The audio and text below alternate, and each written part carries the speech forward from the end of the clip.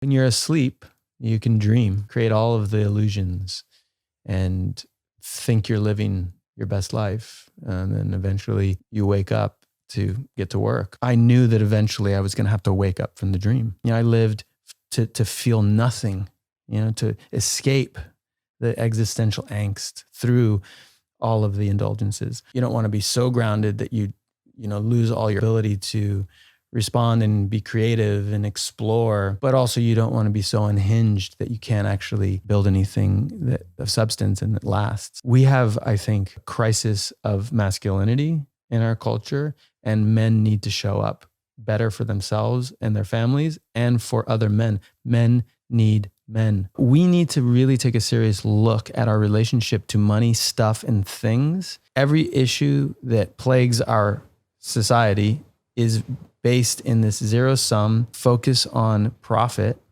over the things that are of true value. When I paint on the epigenetics of my being now, I can actually encode positive behaviors and patterns that I can pass down into my children.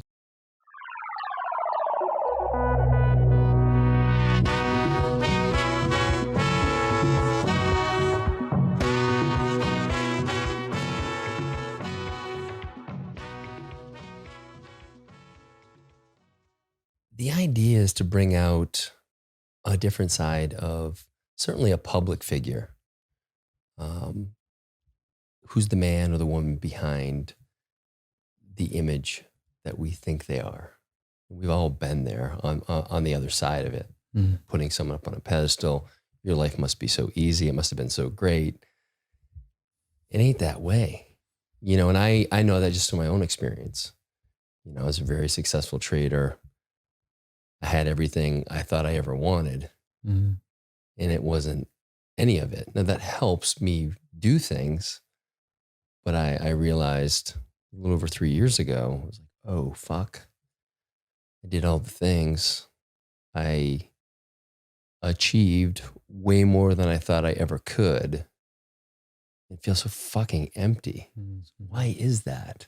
Why am I here? And that just took me on the journey of, that kind of existential inquiry into my role, my true purpose, or orienting towards what my purpose is. And I heard a great kind of analogy. I was reading. Are you familiar with Adyashanti? He's a spiritual teacher. He's I love him, tremendous. But in one of his books, he talked about resume virtues and eulogy virtues. Yeah. Right? You're probably pretty familiar with that. Yeah. And so I had all those resume virtues. Yeah. And I think at my eulogy, people would have said some pretty cool things.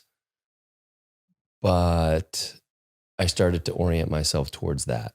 Like, how do I really want to show up? Like, who am I beneath all the resume stuff?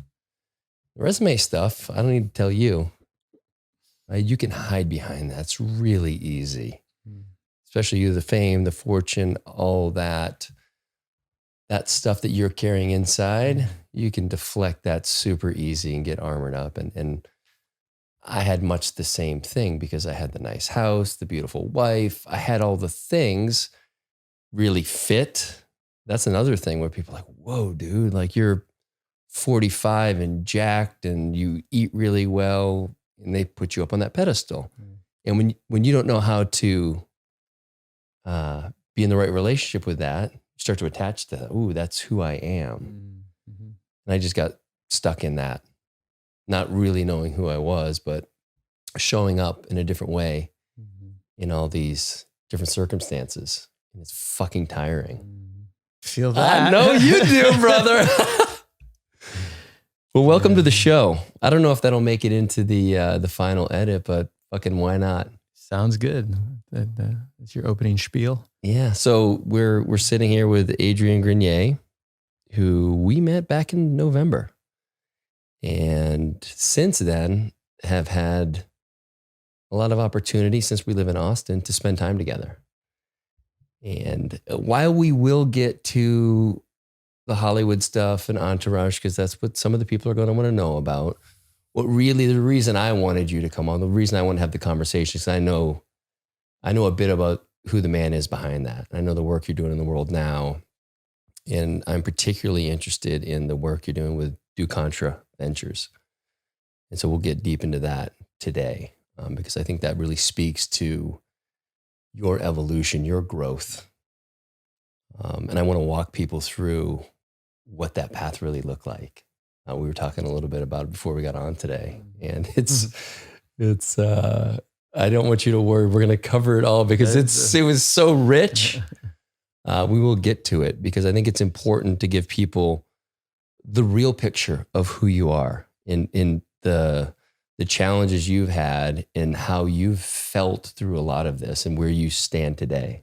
Or the real picture of who I'm becoming in every moment as I step into maybe the more honest expression of what's inside. Yeah. And do you think 30-year-old Adrian would have been able to utter those words without I mean, you were a damn good actor, so you probably could have pulled it off, but inside you'd be like, who the fuck is this guy? Yeah. Well, when you're asleep, you can dream and, create all of the illusions and think you're living your best life. And then eventually, hopefully, you wake up to get to work. And so it took me longer than I thought, but I finally woke up in my early 40s. How old are you now? 44. What I would love to, and I kind of pinged you on this before, we didn't really get into it, but one of the things that I found fascinating is you really came onto the scene with Entourage. And it seems to me, from where I sit, that it was very much a parallel of your actual real life. And so I'm curious, like, was that your first major role? Did I miss something before that? Yeah, I'd been acting for, I guess, 7 or so years before Entourage, and had done several Hollywood films that your kids might have known, or maybe back in the day, because a couple teeny bopper movies and some indie films, and I was working steadily, but I wasn't fully committed to Hollywood and acting. In fact, I had a hesitation. I was somewhat leery of Hollywood. There was a sense that I didn't feel ready to fully step into what I knew I was capable of. So I had to find a certain fortitude, a certain strength, a certain strength of identity before I allowed myself to fully capitalize on acting. Because really, you're not acting. In order to be successful in the business, you have to become famous, right? You have to be well known. Very rarely do you have character actors that you can't quite recognize, but they work a ton. For the most part, you're selling your ability to get people into the theaters, and that's associated with how well they know you. So I knew instinctively that there was a fame element, and then I wasn't quite ready for it. And I said no to a lot of things, and I resisted for many, many years. I would do things here and there, but then my agent sent me Entourage, my manager actually, and I was actually in Mexico on my way to sneak into Cuba to shoot a documentary about Cuban hip hop. And I had about $1,000 to my name, and he sent me Entourage. He's like, have a look at this. What do you think? And I read it. I was like, this is the most superficial, misogynistic, commercial nonsense. I was like, no, this is not for me. And he says, take another look. And I'm like, I don't do TV. He's like, it's not TV, it's HBO. And I'm like, I don't have cable. I was really just, so you talk about whether it reflected my life. Is that their tagline, by the way? It's not TV, it's HBO? Exactly. That was fucking brilliant. Are you still getting paid by them? Because that was well placed. Yeah. So it did not really reflect who I was at the time. Sure. I was hipster as fuck. I was like indie rock. I was in bands. I was making independent films, documentaries. As I said, about to make a one on Cuban hip hop. But I was broke. I was fucking really, really broke.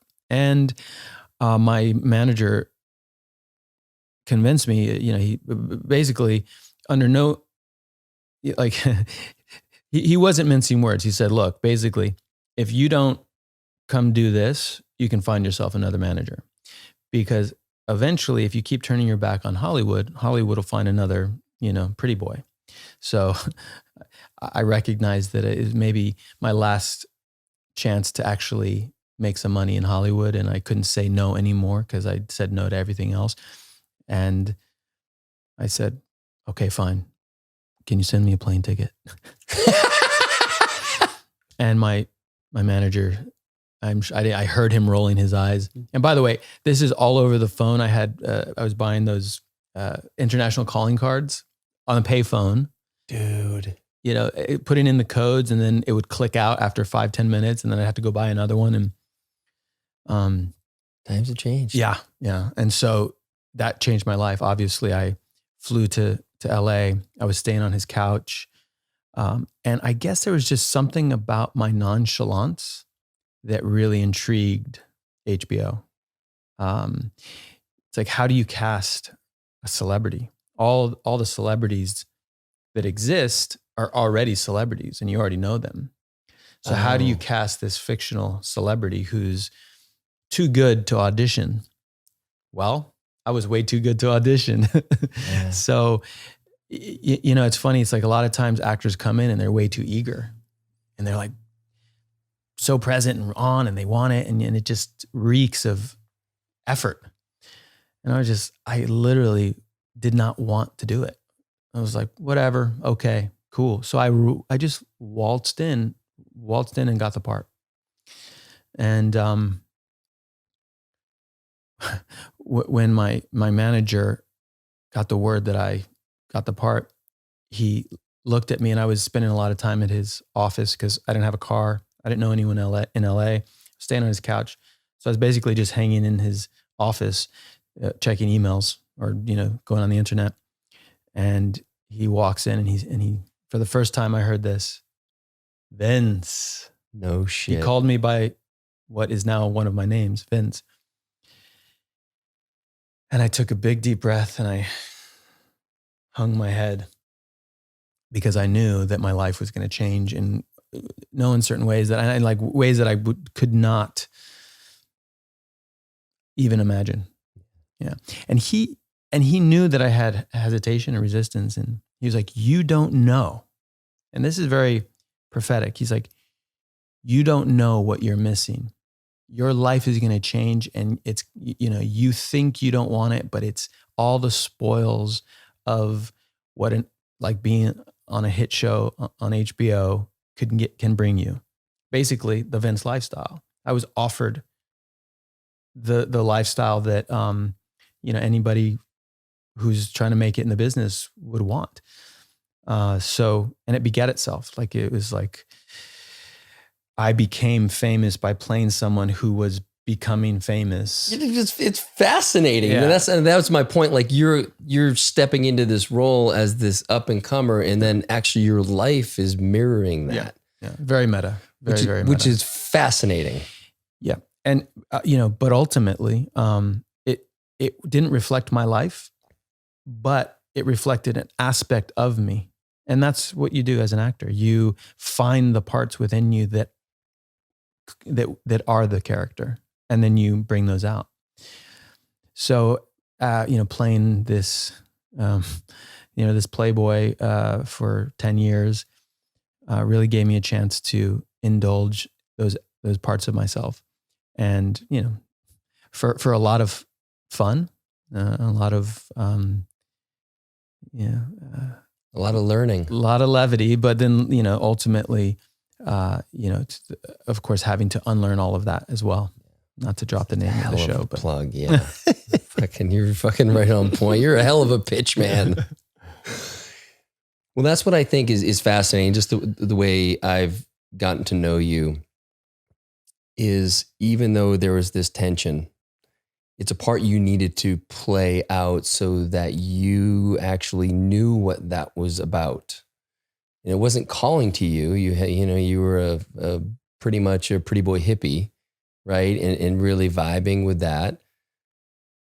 But had you never explored that then, what would 44-year-old Adrian be unsure about and maybe thinking that the grass is greener over there? Sure. So you went, as I mentioned before, you went balls deep into that experience, literally.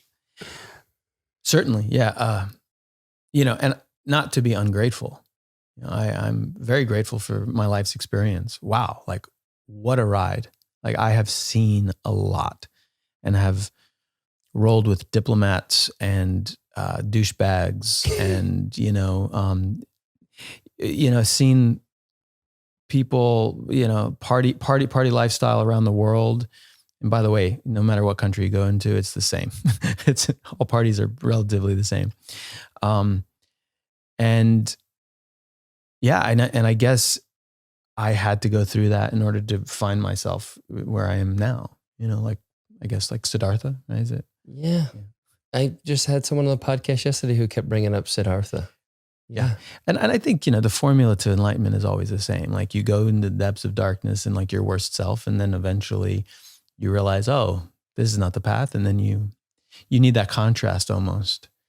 Unfortunately, you're conscious enough to see that there's the contrast of that's not you. And unfortunately, some people never make it out of that. And they're 50, 60, 70 years old. If I may. Absolutely. It is me.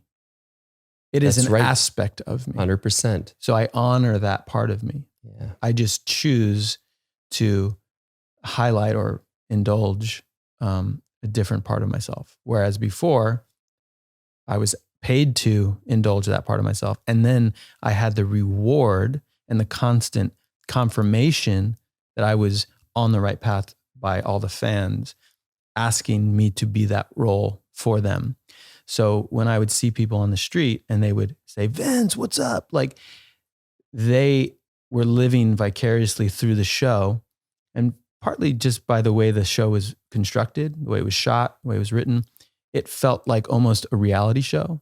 And so fans were like so invested in the crew. They felt a camaraderie and a brotherhood. It felt real. So when, people would come and they'd lose themselves.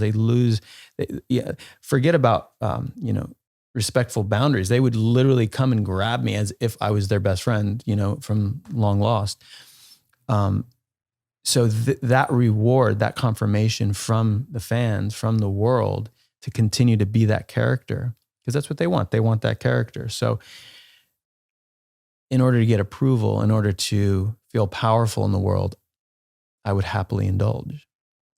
That's right. And if I may, I just realized I'm tight. There's 4 of us that are super tight. And one of our buddies, his nickname is Turtle, for the very reason that he was always there taking care of shit. He was the guy. Yeah. Now, by default, I was Vince, so it's very appropriate that we're here together. Yeah. With all due respect, I know Vince. I'm going to awaken to Vince. How's that? Okay, cool. But back then I wasn't. Now, I was married, so I wasn't doing any of the funny stuff, but yeah, well, and but it was an indulgent lifestyle that I was living, for sure. Essentially, celebrities are the royalty of the American dream. Yes, they have the spoils of everything that capitalism has to offer. And let's face it, we're not in a democracy; we're in a capitalocracy. And so, if you have access, if you have fame, and the commodity of attention, which is huge, especially in our fragmented family structures in this culture, and people are more lonely than ever. And so to have attention is like a scarce resource that, people crave. And I had way more than my share. I had, that's what fame is like, and that's probably the most addictive part is approval and attention, especially as an only child, and like really enjoyed that. So I want to back up a smidge because there was a period of your life that I think is very important for people to understand where you were. And it was in your late teens into your early 20s. You had a touch in a space where you really, rest well in today. And you kind of at a fork in the road and you made a decision then. So could you kind of walk us through what that process was like for you? Yeah, I guess ever since I was younger, I really was curious about metaphysics and spirituality and telekinesis and like all of these supernatural powers. Was it something your mom was into? How did you get a touch on it? My mom was a flower child hippie. Yeah, okay. I mean, I did spend some time growing up in an ashram, and my mom was very connected to her Native American roots. So she often shared stories about our Native American heritage, and she was she read tarot cards and an astrologer. So yeah, I had foundation for it. Hell yeah. And then I would, read books and listen to, I would read books and explore Edgar Cayce, or he was a psychic, I guess. I'm not familiar with him. A medium psychic. Sure. And I guess there's part of me that wanted to do magic and wanted to bend spoons with my mind or something. And I was really interested in pre-Atlantean civilizations and spirits that could, use crystal energy to move objects and meditation. And so when I was about 20 or so, I did my first and only Vipassana 10-day silent meditation retreat. And I was on the path to continuing that work, except it was sort of in conflict with my other interests, which were music and partying at 20 years old, wanting, finally get in an apartment with the guys and my roommates. And were you guys in New York? In New York, yeah. I think we pioneered Williamsburg, and it was like 98 or something. And I was really interested in, going out on tour and living that lifestyle, rock and roll, sex, drugs, and rock and roll. And so when I was driving home from the retreat, and it was an absolutely profound experience, I recognized the power and the importance of this kind of practice, a commitment to discipline, ascetic, just shedding and letting go of all of the earthly possessions and being present and all the things. And on my way home, I was like, I don't know how I'm going to do that on tour. How am I going to do that while still being in a rock band and wanting to party and meet girls? And so I guess it was a very fateful, subtle decision. It wasn't even a big, I didn't even declare it to the sky. I just said, oh yeah, that doesn't work, but I'll do it in the next life. I'll do meditation and discipline in the next life. In this life, sex, drugs, and rock and roll. Literally the next life. And then reincarnation, like I'll pick it up then. I mean, I still believe Same. that, we have many lives. And I was like, well, if I do believe in reincarnation and I have another life, then why do I need to rush? I don't need to rush enlightenment. I'll just indulge in this life, and then next life I'll figure it out. Yeah, because it feels like at any point, like you can go that route, but it's not often that you're offered this life of sex, drugs, and rock and roll. Right? I mean, for me, it's like that's interesting. So I want to know what that's about, because I can always fall back on that if this doesn't work out or in the next lifetime. But I don't know if the next lifetime is going to offer this to me. Right. Of course, that's the rational mind, the flaws of our ego, thinking that we can, find the formula that way you can have your cake and eat it too, and that's a pitfall, I think, of the thinking mind. Yeah. Well, and so then you went on that path. I did. And it's amazing when you set an intention, that shit becomes real. That becomes real. And so I set that intention, and I've excelled at sex, drugs, and rock and roll for the next 20 years. And essentially all but left that spiritual life behind. I was spiritual-ish, but I distinctly chose to not do any of the inner work or the leveling up that I had to finally ultimately do in my early 40s. And that's the thing is, I always thought another life would be after I die, after I leave this physical meat suit, and then I'm reincarnated into another meat suit. But now I realize, I've been reborn in this body, and now I can, so my other life has come, and here I am, and now I'm doing the work. Yeah, you are, brother. Not as fun, but deeply, deeply rewarding. Okay, there we go. Yeah, and I think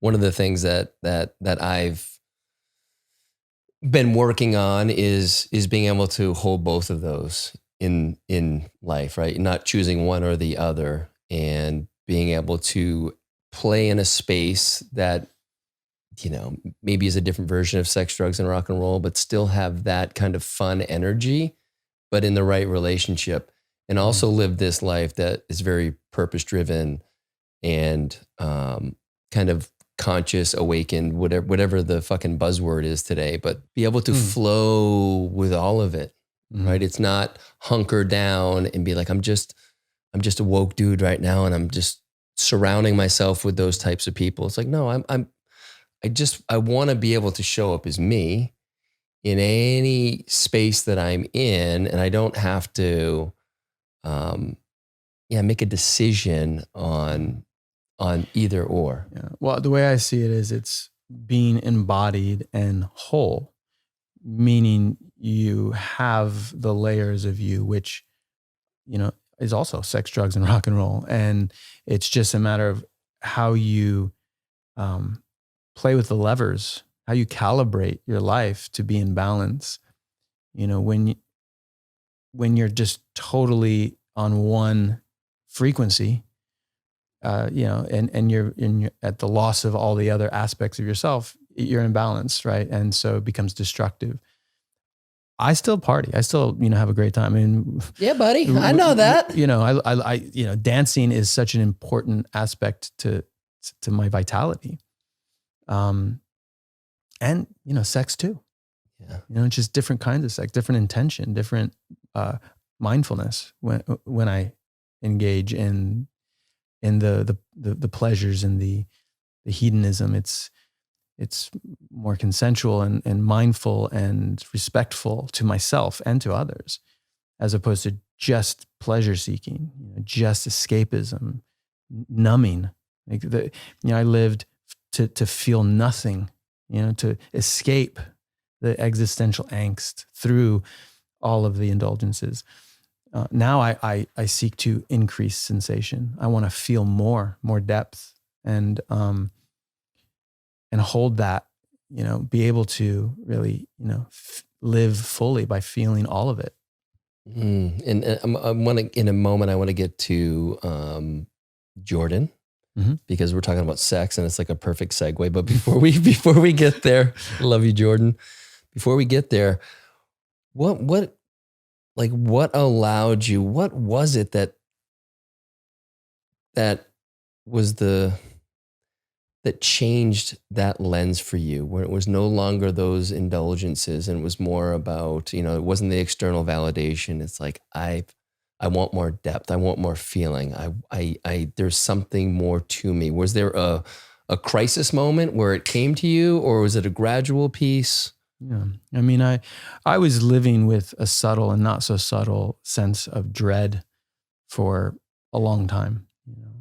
Something just wasn't right. Like 10, 15 years? Yeah. I mean, at least 10 years. Yeah. I was like, things are too perfect. everything is just too amazing and too much fun. And, and I kept thinking, well, I'm getting older. Maybe I'll get sick. Maybe I'll die tomorrow. Like, I don't know. Like, what is this looming anxiety that's subtle but present? And I literally like had the best life, like opportunities, success, all the things. But something wasn't settled. And I think what it was is that I knew that eventually I was going to have to wake up from the dream. And that I was sleeping too long. Like, when you're sleeping through your alarm clock and it's going off and you're incorporating the alarm clock into your dream. Yes. And it's ringing somewhere and you're like, what is that thing? That's how like my 30s were, at least my mid to late 30s. It's like something is got to give. And it was scary. I didn't want to know. And that thing came. It came eventually. And what it was is realizing that I had to grow up, finally become a man, not just the image of a man or the facade of a adult, but really a divine masculine adult figure, which means I had to do my duty to make right of the world and to give of myself to serve a partner and to create a family and take responsibility for the moment, as opposed to just always getting away with it, getting away with something. Yeah. And as an actor, you could probably play that part really well. Very well. And so maybe this is probably a better segue into Jordan, because I know that I know the history of your relationship, but you guys spent a lot of time together, and then there was a moment where she's like, "We're not doing this anymore." Yeah. And what was that like? Yeah, because that was the wake up moment. Yeah, it was, or a wake up moment. It was. Because my life was sort of trucking along, and in my mind, okay, now maybe I'd have children and family, even though I was essentially committed to being polyamorous, being in an open style relationship. And in retrospect, it was just because I didn't want to have to take responsibility for, what it takes to actually be in a relationship and be able to serve my partner. I just wanted to serve my own ego and my own pleasure seeking, escapism. And I really did believe at the time that we could just live in a constant state of pleasure and crack the codes of life and just be happy all the time. I don't believe that's possible anymore. That's not how life works. Again. Well, maybe not through that portal. Maybe there is a way to do that, but it's in a way that you or I haven't really tapped into yet. Because I feel like it's got to be there, but I think it's at the level of our kind of consciousness or whatever, where we have this lack of attachment. Anyway. Well, I think, we need, I mean, this is what I believe, but roots, you need to ground yourself. And if you're constantly floating off of the ground, it's really hard to establish those roots and have actually a healthy, personal growth. And that requires, because, we live in balance between the forces, right? So you don't want to be so grounded that you lose all your open, ability to respond and be creative and explore the possibilities of life. But also you don't want to be so unhinged that you can't actually build anything that is of substance and that lasts. And I also recognize that, yes, life is infinite and we do reincarnate and transmute over and over again, probably forever through infinity, which means there's no better time than now to actually do the work, because there's no time pressure. I was living a life where I was like, I better get all my rocks off over and over again and consume as much as possible, because shit, man, I'm going to die and then it's over. Scarcity. Yeah. Scarcity of time. Right. As opposed to now I want to actually fully be present in this moment, be honest and accurate for what is, so that I can actually do whatever work I need to do karmically, so that my future self doesn't have to work as hard. So my children can yield the benefits of my work today. When I paint on the epigenetics of my being now, I can actually encode positive behaviors and patterns that I can pass down into my children. So that's the difference now. Is it like indulge now and like not worry about the future, or work now and bequeath the gift into the future? It almost feels like what we're feeling on a global level here, where we're writing checks right now that future self can't cash. That's right. Kicking the can down the road. Mm-hmm. We're mortgaging our future. Yeah. Now back to, I got us a little off track there, but back, it wasn't so much an ultimatum with Jordan. It was more like, look, bro, you ain't all that. And what did that feel like? Oh, I thought she was out of her mind. Why was she out of her mind? I was like, what do you mean? I'm the best. She's like, no, actually you're the worst.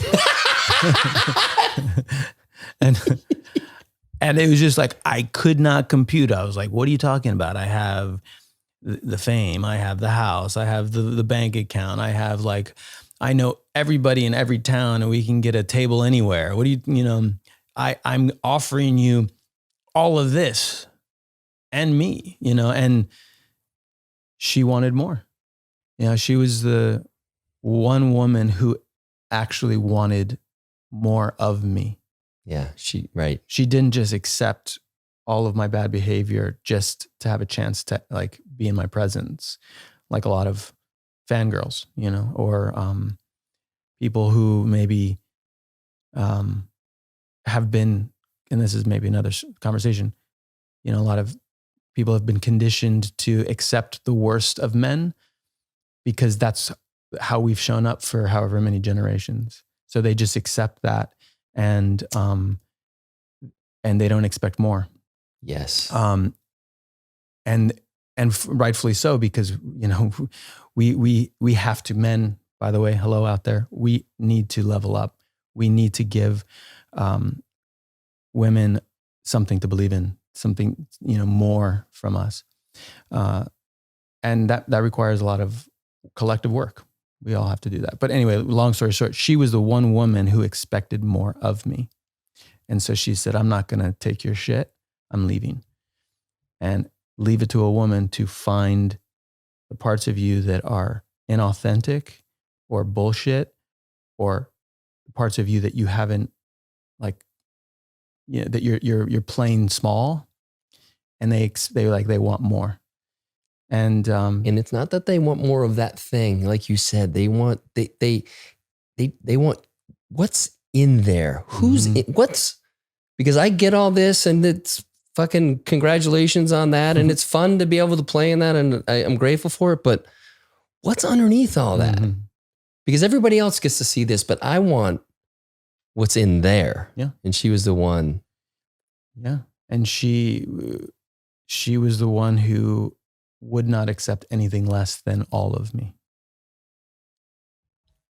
In the time that I've got to spend with her, which has been amazing, I'm not surprised at all. I mean, she's such a strong woman and got such a beautiful soul and energy. And I know Peyton really loves spending time with her and you. And so without kind of derailing this part of the conversation, I want you to,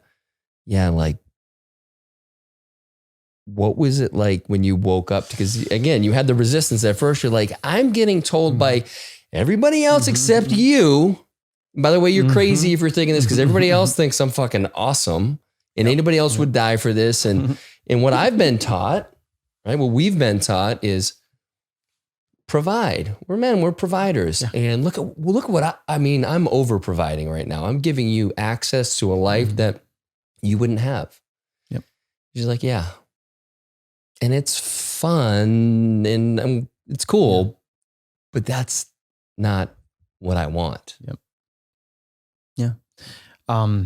Well, she left me and I had time to sit with myself. And again, the dread, the dread started to become more that alarm clock that was going off. Oh, because the puzzle, there's starting to be some chips in the foundation. It's like, whoa, okay, this is someone who I really connected with is calling me out on something. Whoa. So it's getting a little wobbly. When was this? Just for time's sake, how long ago? 2.5, maybe almost 3 years ago. Okay. Yeah. She hit me with such a wallop karmically. She hit my soul so hard that I, for the first time, cracked an eye open, like groggy as fuck, having been asleep at the wheel for 30 years. And I could just barely realize that, oh my God, I'm actually not awake, which gave me just enough of a glimpse into what was actually going on that I could start to do more of the work, which I guess sent me into my,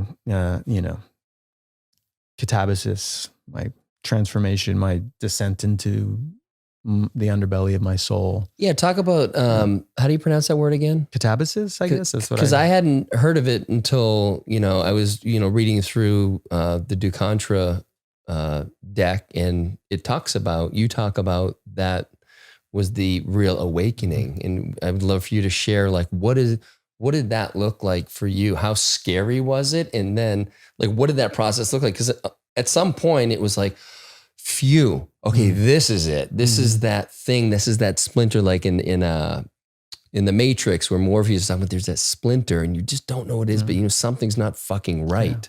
Yeah, it's the breakdown, rock bottom. I was saying, maybe yesterday or the day before, I was like, for the most of my adult life, I didn't have a rock bottom because I would hit rock bottom and I would just, sort of like nestle up on the hard floor and continue to sleep. I just wouldn't wake up for whatever reason. And, I guess it's just a testament to how powerful Jordan is that she was finally able to shake me enough to wake up. And that meant that I had to get clean, essentially, start to let go of and shed all of the devices and the habits that kept me numb and asleep and unfeeling and blind, and that's painful. Like they're withdrawals and disciplines that were uncomfortable, and it was work. Were there any in particular that were like, you're trying to fucking shake it and it's just like, I don't know if I can get rid of this particular, was there anything in there that was like particularly hard? All of it. Yeah, certainly. I spent 2 years of struggle, and I had to entirely change my worldview, reorient my whole perspective on the world and myself.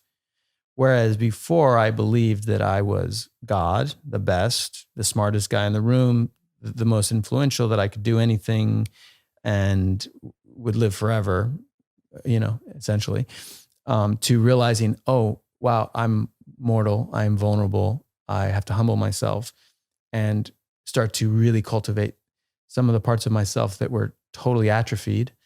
And it was for the first time I started to let in the notion of God into my life,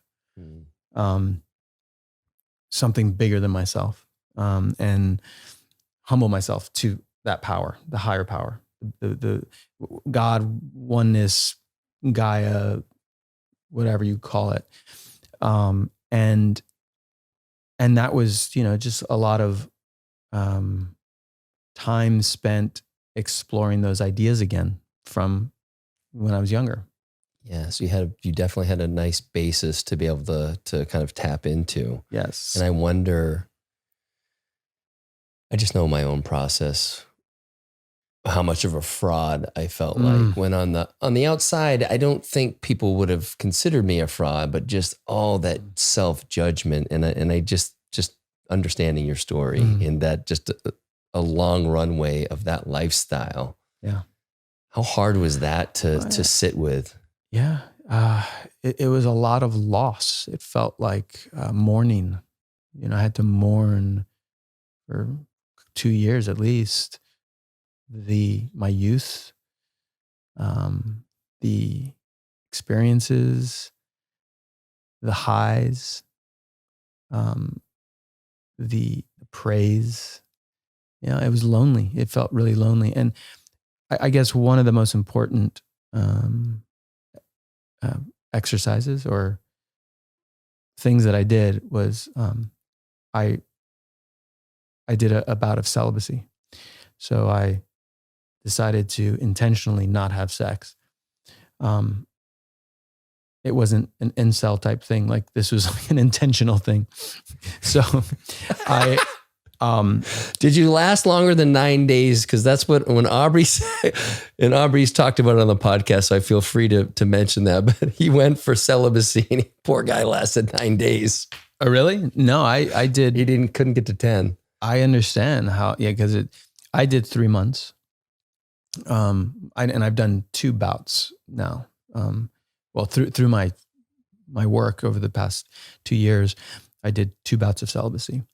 The first one, you know, for the first time, and just quite frankly, I mean, look at Vince, right? I mean, that wasn't me, but you know, that was a part of me, right? So, since I became sexually active at a young age, I, you know, just I never said no. Let's just say, you know, rarely did I. There are say a lot no. of girls out there like, fuck, I should have went up to him at that bar because he wouldn't have said no. God damn it.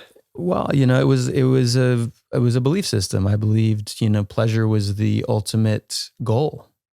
You know, it felt good. Everyone's like feeling good, right? This is amazing. Well, and that's the thing too, when you're going through that 2-year period, is your whole belief system is a fucking house of cards. You start to question some of them. You're like, this whole thing is bullshit. Yeah. Then who the fuck am I? Yeah. Yeah. And so when I was about to enter my first bout of celibacy, I was nervous. It's like, fuck. Like, it's interesting you use the word bout. It seems like it's if you're fucking going in for a prize fight. Is there maybe? Well, it felt like work. I don't know. Period of celibacy. I ended up meeting a teacher named Alana Mehta. And I was like, oh, you know, we were at some event and I what do you do? And she said, oh, you know, I do work with like, I don't think she said sex therapist, but I essentially told her that I was going to be doing this, this period of celibacy and that I could use some support, you know, someone to help me create a container and hold me accountable and help me develop a process to be successful. And she said, yeah, I could totally help you. And so we started working together and she did just that. She helped me create the, you know, just basically the method through which I could actually be the most successful in this process and process the discoveries, embody the discoveries, and do some body work practices to move the energy, move the sexual energy. And ended up working with her for several months. And I was to varying degrees committed. I did not actually have sex, but I was still escaping in other ways. Okay. You know? Because that's the idea with this, right? Especially for someone who's sexually active and has no problem getting into that space. It's like, okay, you take that out of your life so there's not the distraction, the numbing, the whatever it is, right. And you have to sit with you. Yes. Without that external validation of, oh, you're the best. It's like, okay, who am I without any of that? Right. And that, that also means that I had to take a serious look at, pornography and masturbation and how I was using that to numb out and escape. And, and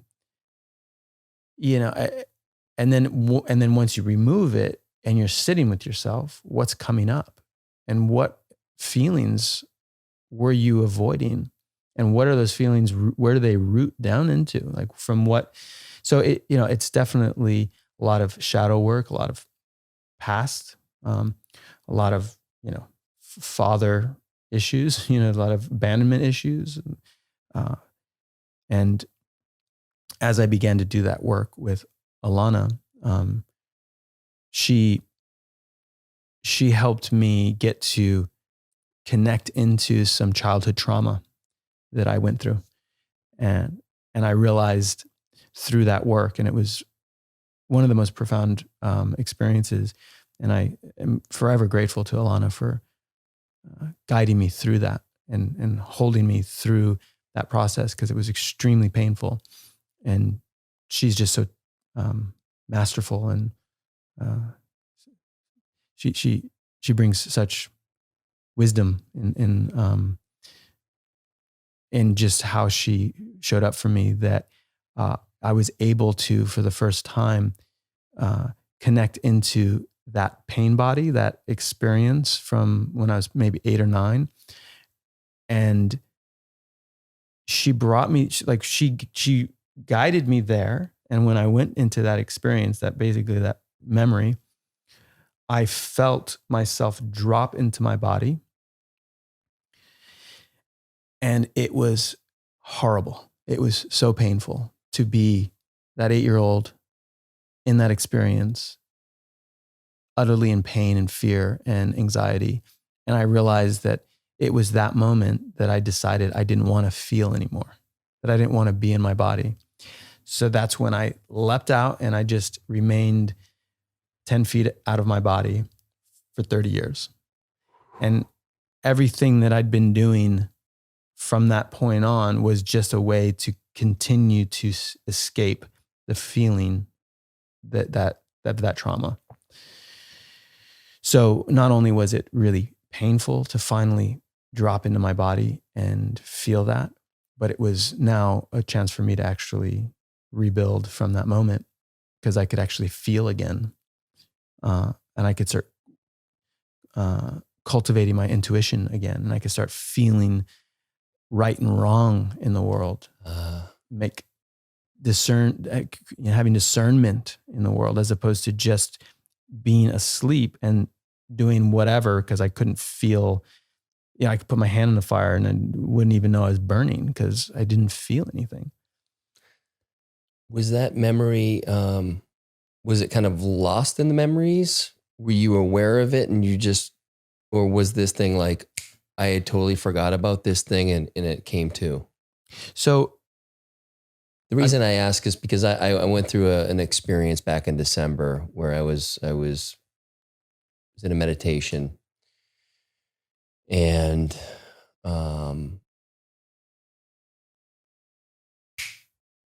it came to me.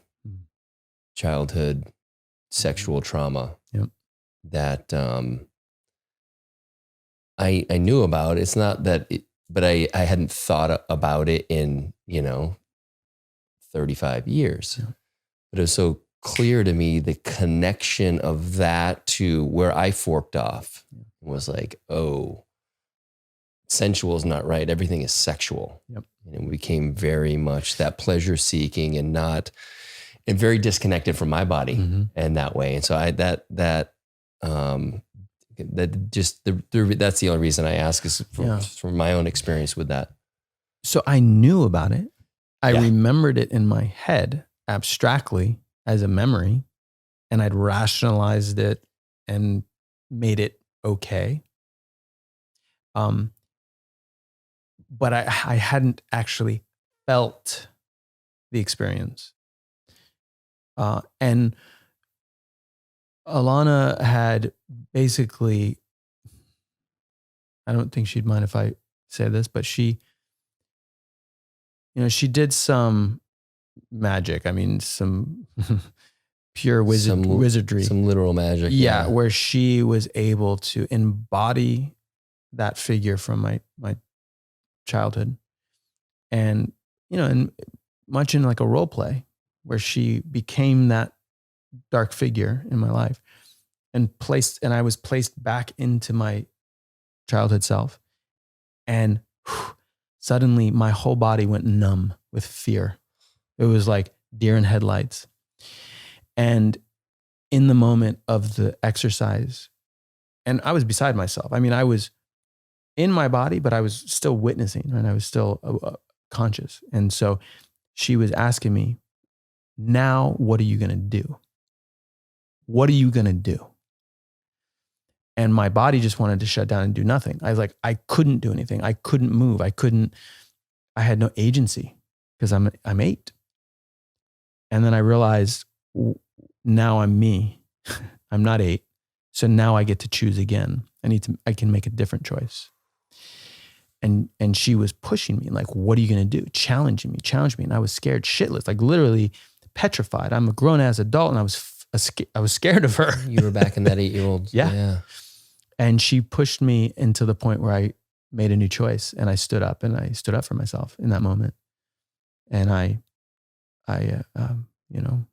exerted my strength, my power. Yeah. Dude. And I think one of the things you talked about is our little minds are amazingly adaptive because that experience is so hard to hold on to that you rationalize it. You do whatever you have to do to package it away and hope it goes away. And it doesn't, but it allows you to live because you feel like you're going to die. Yep. And it's one of the brilliant parts of the mind. Unfortunately, unprocessed, it becomes this kind of thing that you're carrying for the rest of your life if you're not able to tap into that. Yeah. Well, one thing that humans do very badly is process trauma.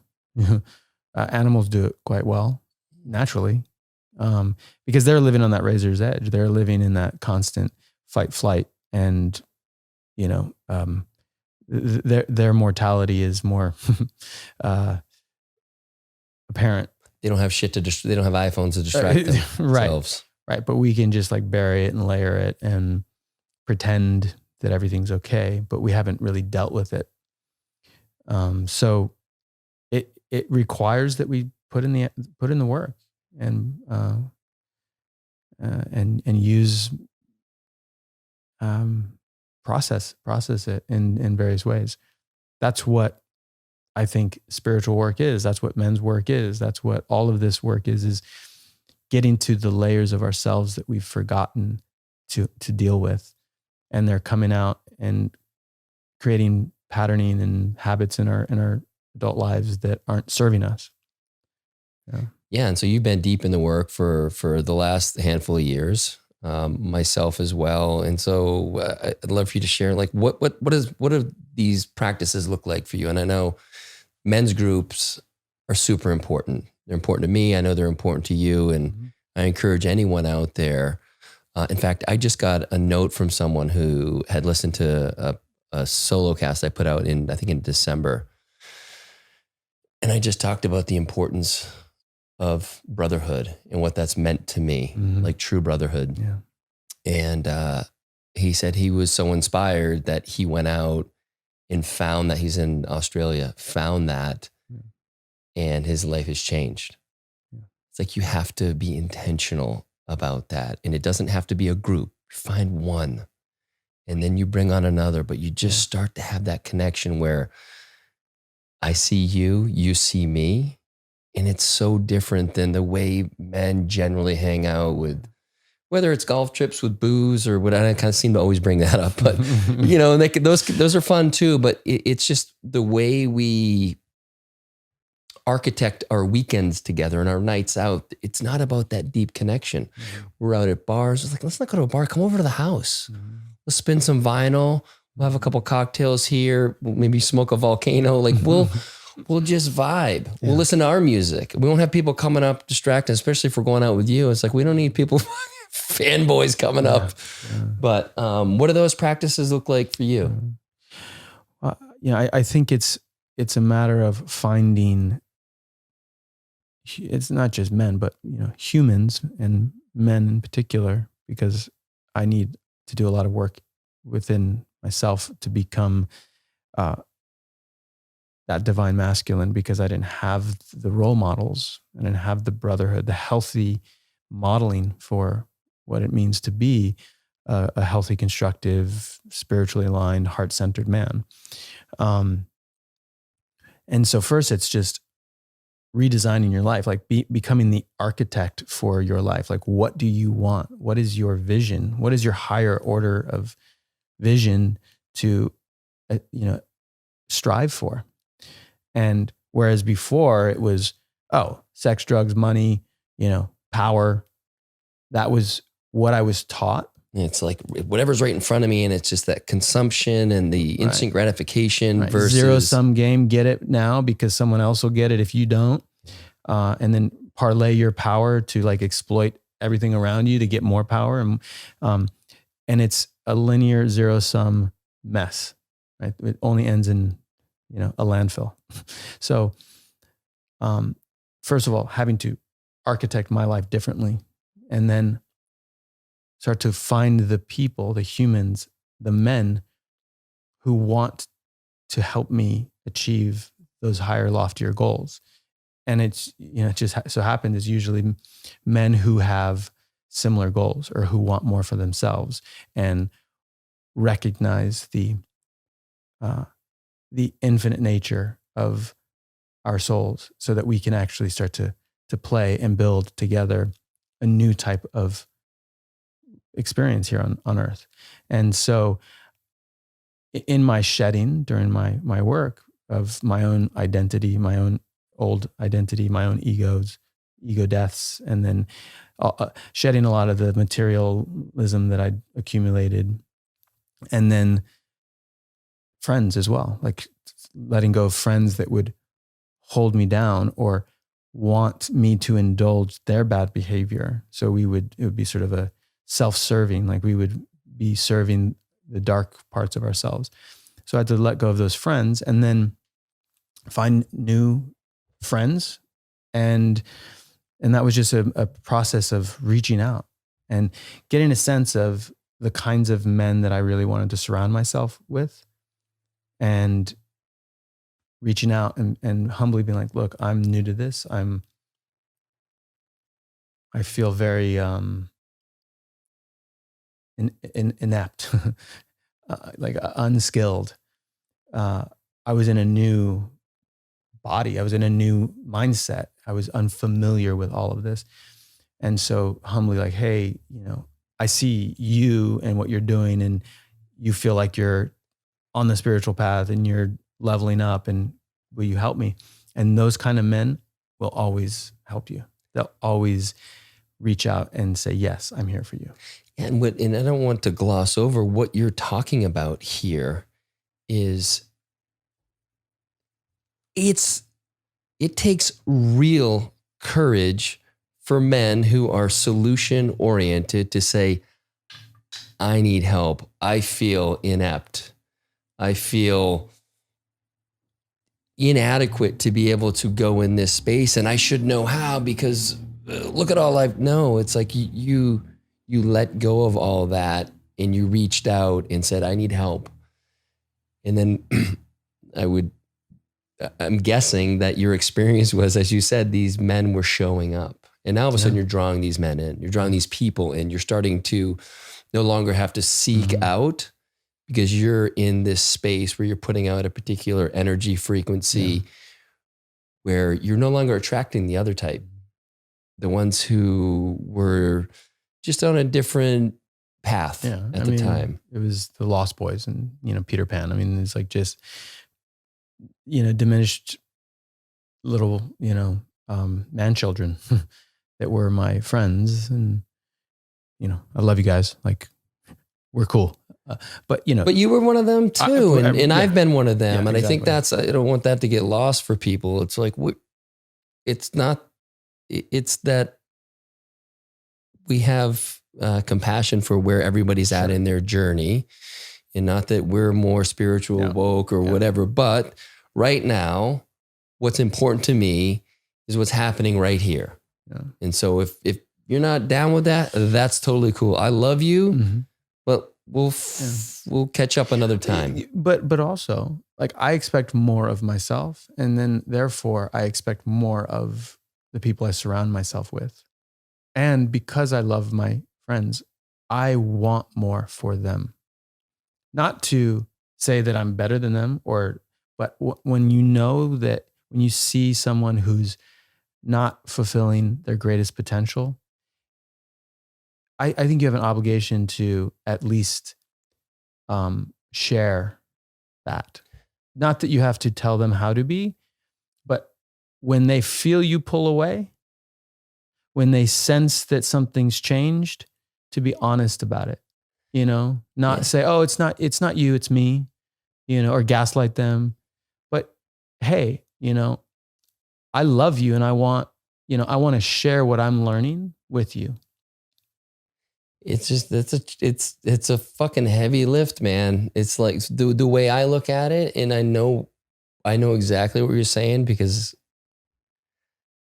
I've had similar feelings, but I feel like the best thing I can do is be the best representation of the work that I'm doing. And if and when they're called to take a step in a different direction, they know where to find me. Yeah.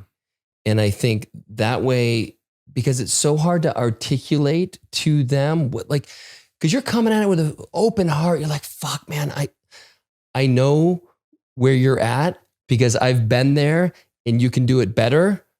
But it's like this cosmic timing. They have to do it on their own time. And it's like playing your own instrument and letting them, when that clicks and resonates, they're like, oh, motherfucker, I'm in. I'm ready. Yeah. No, it's tricky. Certainly you don't want to teach or preach. Yeah, you'll sound like a preacher, right? And they'll be like, you fucking lost your mind. Go fucking sell that somewhere else. Yeah, exactly. I just want to double down on what you're saying, in that just to be present, coming from that place.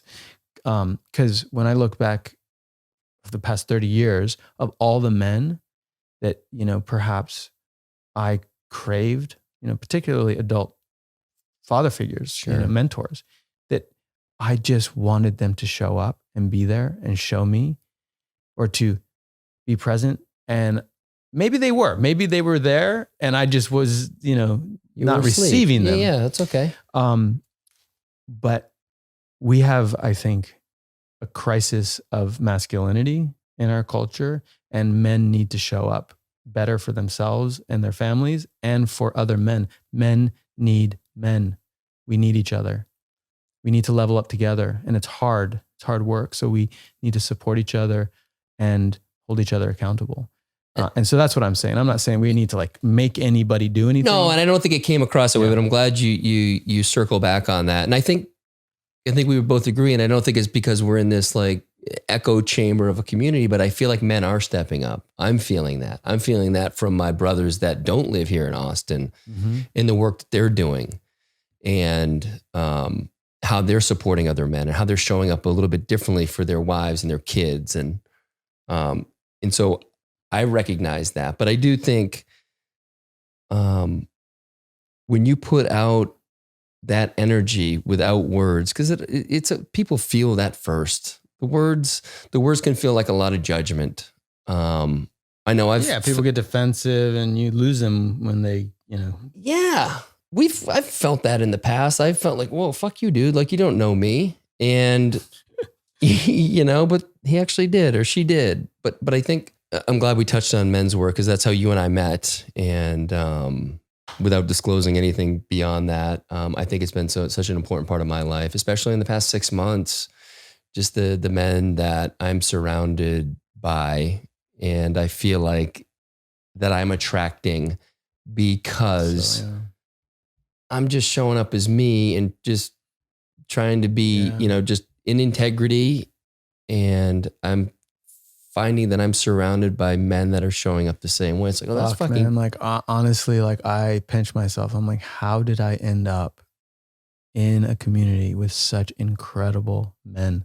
Like I didn't know. First of all, cynically, having not only father figures who left, my dad, so abandonment issues, but also adult male role models who taught me how to be macho or to womanize, or worse, who were inappropriate with me sexually. Like those were the men that I grew up with. Yeah.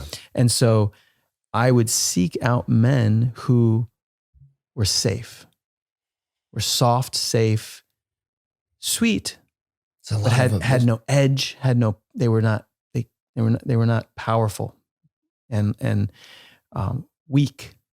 And there's, the worst, I think, the most destructive men are weak. They are, and they've been emasculated Yes. by society, and they feel like they don't have a voice, and it's unfortunate because the society doesn't need them to be quiet. They need them to stand up in their power, not their force, in their power, their masculine nature. Right.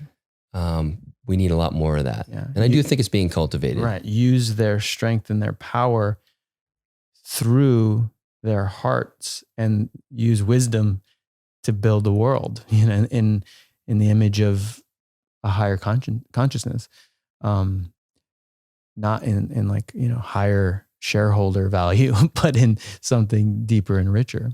Let's roll into do Contra Ventures. Yeah. Because as I said, that was really, sure, I could have you on and we could fucking stroke each other about Entourage and all this. But at the end of the day, like I think and I shared this with you, the reason I want this, one of the reasons I did the podcast is I want to share what people are doing, the people that I've met that have changed my life, or they're doing great work in the world, or someone who is really well known. Who is the person behind that? What is their, where are they stepping into in their life? And this, I think, is such a perfect representation of all the work you've done. And I love, and I told you, it was like when you explained the fee structure, or when you sent it over, I was like, oh, I didn't get it. And then we had a conversation about it, and it totally landed for me. So I'd love for you to share the work you guys are doing over there. Yeah. So Do Contra Ventures is an impact investment company with sort of a twist, I guess. We're seeking YBM, which is yields beyond money. So instead of how investments are normally done, where we focus on profit, focus on the returns, ROI, return on investment, we want to go deeper and return money to its rightful place. So get into right relationship with money, not as a goal, but as a tool. Money is a tool. And the way we see it, the spirit of the tool is determined by the hand of the user. So when we go out and we deploy capital, when we invest, when we use money, it's not the money that's changing the world. It's the person who's putting forth that money as an intention. So, just back to what we were talking about, when you make an intention, it becomes reality. And when you use money to fulfill your intentions, it really sort of takes hold. So we're really taking seriously our relationship to money itself. So healing that relationship so that we can start to make impact, not only with our investments, but within our community, within each other. So essentially blending impact investment with personal transformation and community. And that's sort of the novel business model. And one of the ways we're doing that is we're taking more of the profit and investing it into either nonprofits or philanthropy, or adjusted yields. So companies that need support but may not have the standard returns that a conventional investment company would look for. Yeah, that would attract investors like us. Like, oh yeah, I'll do that. It looks like it's a 20-25% return. Right. They don't have that, but they have businesses that are important for the community. Exactly. Yes. And so just to put it in plain terms for people listening. By the way, should I say that again? I don't know if it came off. I haven't pitched this before like this. No, you're doing great. Okay. No. Yeah. You're doing great. Did it make sense? It did, but I would say just to really 101 it, a traditional fund is, you invest $100,000 and when the returns come back, the promote, as they call, would be of the, if it makes $100,000, right? You get your $100,000 back. And then of the $100,000 that comes out, 20% goes to the fund, and then the investor keeps 80%. That would be traditional. Yep. But in your model, it's different. Right. I give you $100,000, and there's $100,000 of profit. How does that get split up? Right. So this is undefined as of now. Okay. So it's very important to us that we work with our community. So we don't see the investors as like separate from the founders and the entrepreneurs, and we really see this as like a collective effort in how we're retelling our story of money, how we're retelling our civilization. Like, what are we building together?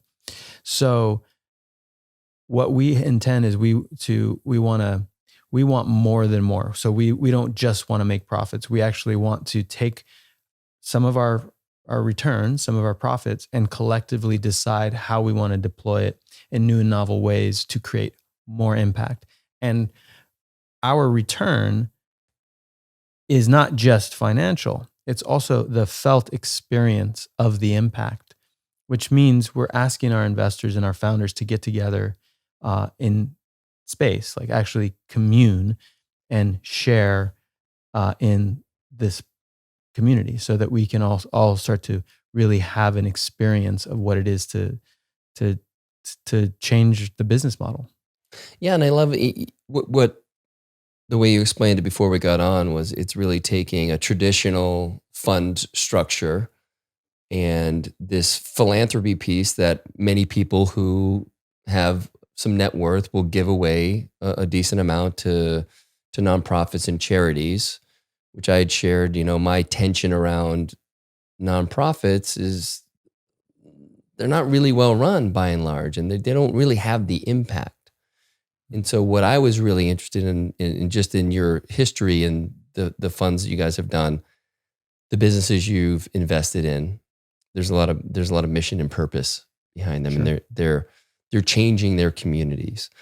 And so for me, I feel way more willing to give up a bigger chunk of the profit because I'm going to give money away anyway. And I'm not, frankly, I don't really have a vehicle that feels great. There's a couple that I like, but by and large, to be able to have something that is having a much greater impact, because now we've all vetted it and we're all like, this business, this community can use this money in this particular way. So it's a way to, because I told you, man, like I make investments, I get returns, and then I just make more investments, and then I get more returns. And it's like, okay, so I'm making more money, but at a certain point, it's just a game. Yeah. So how can I tap into that felt experience, that philanthropic piece that isn't just pissing money away because they don't know what they're going to do with the charity doesn't know what they're going to do.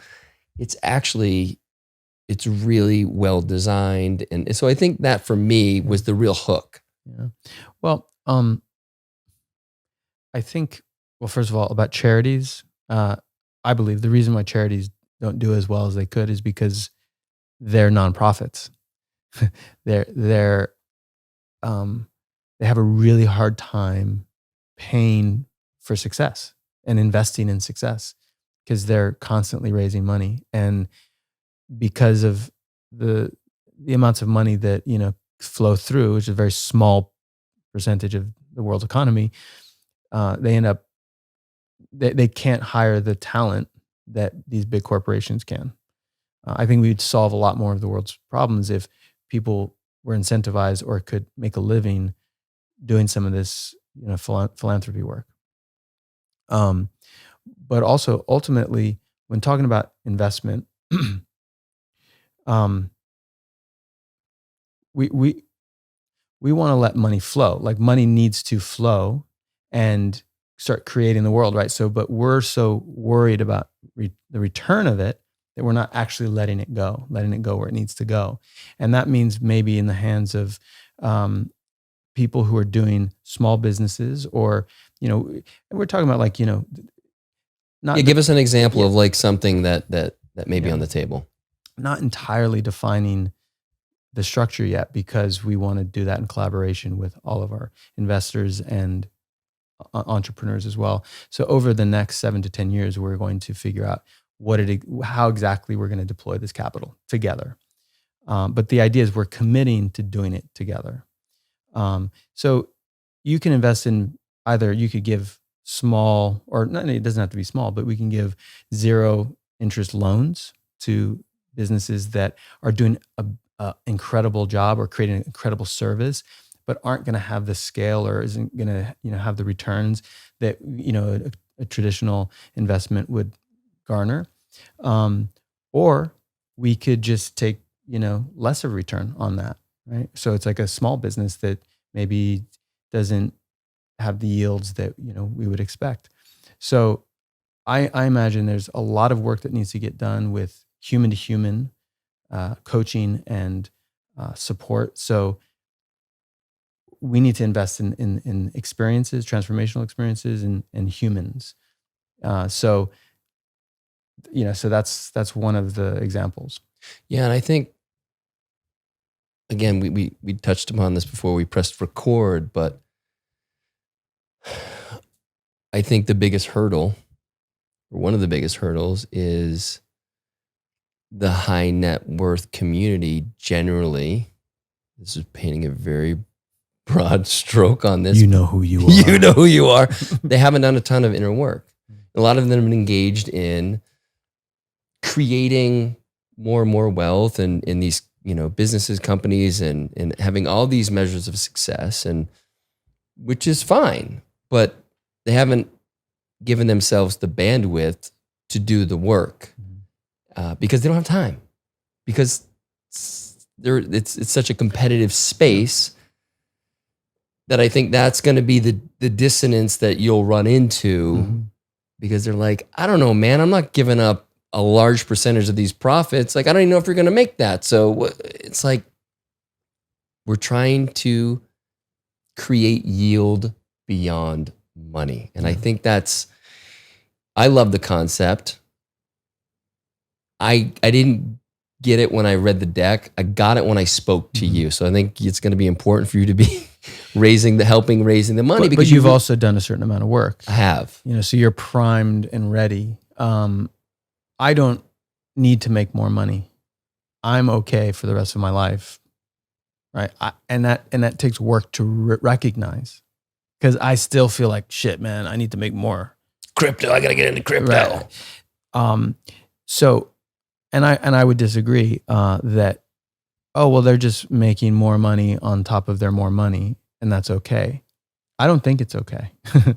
And maybe I'm like being too bold here, but we need to really take a serious look at our relationship to money, stuff, and things, because every issue that plagues our society is based in this zero-sum focus on profit over the things that are of true value, which are human-to-human experiences, the natural world, family, personal development. The things that we need to do to level up as a society, I think, are hindered by the focus on profit. So I would say that billionaires should feel more generous than not. They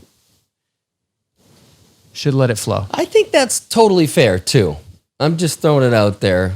Like, I don't want to tell you how to spend your money, But I do think and by the way, we got quite a rainstorm going on here. So if there's a little background noise, my apologies, but we've been needing the rain. Yeah, so it's good. I'm glad it's here. Yeah, buddy.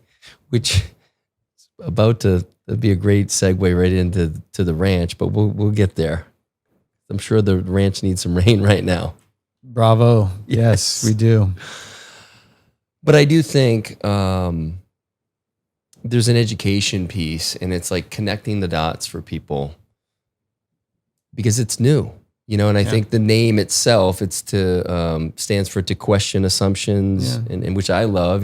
Part of the great unlearn is to, be ready to question it all. Like, are you willing to do that? Do you have the courage to change your belief system? The one that you changed a few years ago because it crumbled, right? And a lot of people don't have that experience.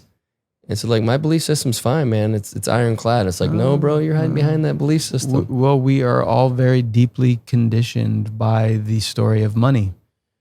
And we believe that it's as inevitable as the tides. But it's not. It's something that we invented, we created, and it's a shared agreement that this thing has value, and if you have a lot of it, then you have more power within this culture. But what about the things like look? You really only need what you need, right? I don't need more money. I just need the things that I need, right? And that's for the basics, just survival stuff: shelter, food, warmth. All the other stuff is excess. Right. So what would happen if we built a society where you didn't have to accumulate a bunch of money, but anything you needed was available to you? Like, and I'm talking deeply needed, not all the superficial indulgences, but so we have to be bold enough to create those new systems, and I believe we should all be a laboratory for invention. If we keep telling the same story over and over again, if we keep playing the same game, we're going to get the same results. And then you have, look in the ocean. We have, industry that can exploit the ocean 100 times over until there are no fish. We have linear systems that are incentivized to exploit our natural resources, create landfills, and pump a lot of CO2 in the atmosphere for shareholder value. People, humans, overworked, working, several jobs to just barely make ends meet. So obviously there's a new story that needs to be told. And so I believe that we can and ought to use our creative abilities to invent new ways of sharing value, new ways, and also getting into right relationship to what is important to us.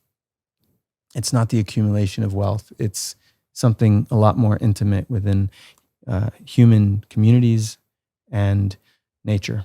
That's my opinion, and I would argue that it's true. There we go. It's your opinion. You're sticking to it. I like it. Well, then let's shift to Kintsugi Ranch and what you're creating out there. Yeah. Well, it's all the same instinct, impulse to reorient my life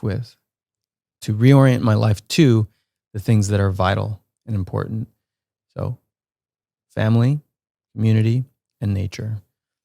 And that's my lifestyle. My lifestyle is now focused on the things that are deeply fulfilling and enriching.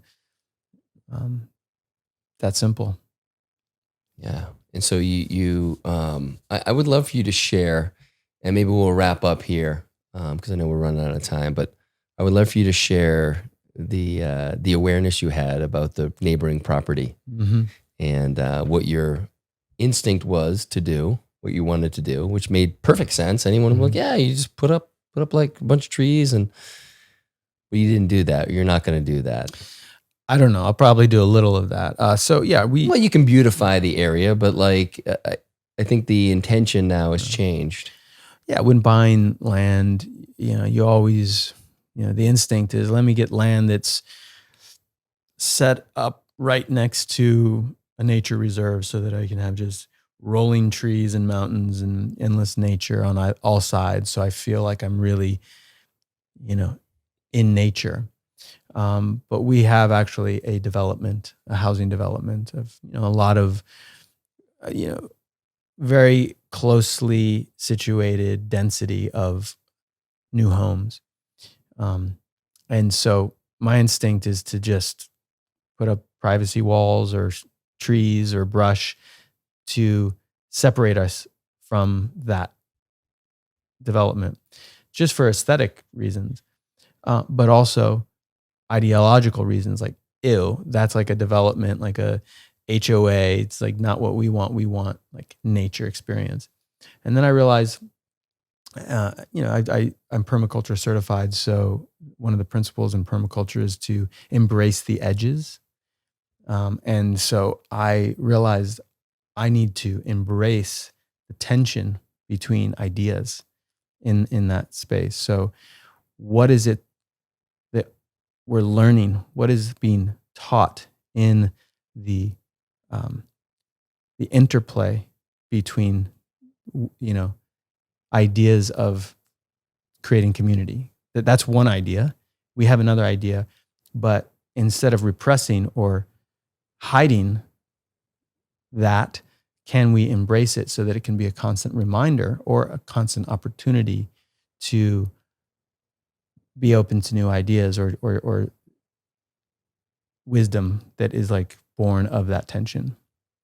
Beautiful. Yeah. And it keeps you connected to the quote unquote outside world, because it could be very easy to close yourself off on the land and have an amazing utopia, but that's actually not reality either. Right. Yes. Yeah. And then you end up becoming, prepper, like hidden away from society because you're afraid of development. You're afraid of, you become a Luddite, and yeah, I think it's important to be within the realities of our larger community. Yeah, absolutely. Awesome, brother. Is there anything else you want to share at the end? I know, is it, like, have you officially retired from acting? Like, what's the story there? That's a whole nother story, but yeah, no, I'm not officially acting. At least I'm not acting for money. That is not my focus. So I'm not for hire. I will act, and yes, if I act, I'll ask for a paycheck. But my goal is not just to take work for money. Only doing things that are contributing to my new focus in life, which is yields beyond money, connecting with nature and community and family, and the things that are vital and important. Not, simply being a gun for hire just to create more escapism or just. There's so much content out there. I don't need to create more. There is a lot of content. Don't be careful. This is part of that fucking content, dude. So you've been fucking shitting on me. No. But I mean, what I meant to say is there's so much content that's designed to just be escape, and it's not. It's just. What's the word? Junk food. Yeah, it's junk food. Food. Another form of numbing and checking out. Yeah, exactly. Yeah, kids have it with TikTok right now. It's fucking crazy. Yeah. There's plenty of that. So I just choose not to contribute to that. Awesome. Thanks for so much for being on the show, brother. It's great having you today. Thank you, my man. Thank you.